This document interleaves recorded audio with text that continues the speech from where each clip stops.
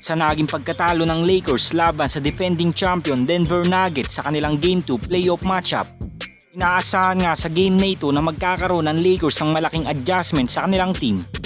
Dahil alam naman nating wala talagang sagot ang purple and gold sa former finals MVP na si Nikola Jokic, kung saan sa game 1 nga nila ay halos kinakalabaw lamang niya sa AD sa loob ng pinta.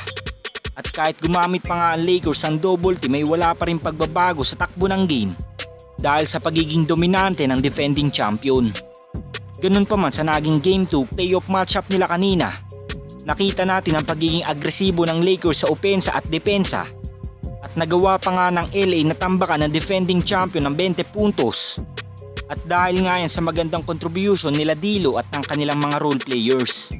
Ngunit pagpasok nga ng second half, dito na nga unti-unting nagkakaroon ng run ang defending champion sa Lakers.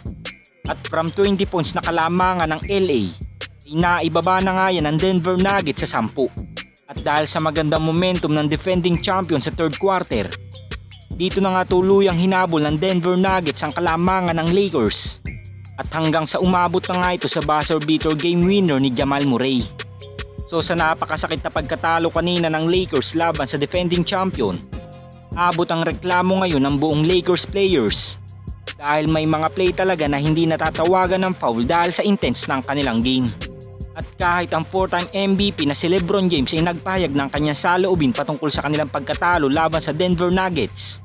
At ayon nga sa 4-time MVP ay hindi nga daw niya maintindihan kung ano ang ginagawa ng replay center.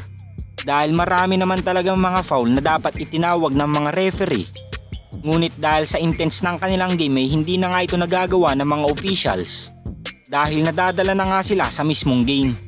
So kahit pa nga magreklamo ang Lakers ng paulit-ulit sa naging pagkatalo nila sa defending champion, wala na nga mababago pa sa kanilang series.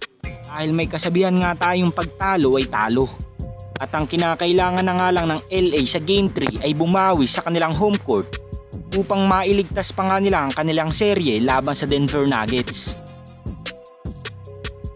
Samantala sa inilabas na balita naman nitong nakarang araw ng Basketball Forever patungkol sa pag-acquire ng San Antonio Spurs sa 2-time MVP na si Stephen Curry sa Golden State Warriors. Alam na nga nating mga fans na maaaring hindi ito matuloy dahil alam naman nating si Steph ang franchise player ng Dubs.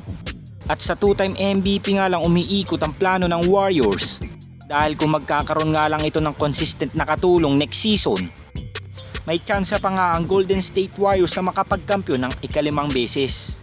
Kaya naman sa imposibleng binabalak ng San Antonio Spurs next season, sa ngayon nga ay nalipat na ang kanilang atensyon kay CP3 at talagang pinaplano nilang makuha ang veteran point guard upang maipare sa kanilang franchise player na si Victor Wembanyama.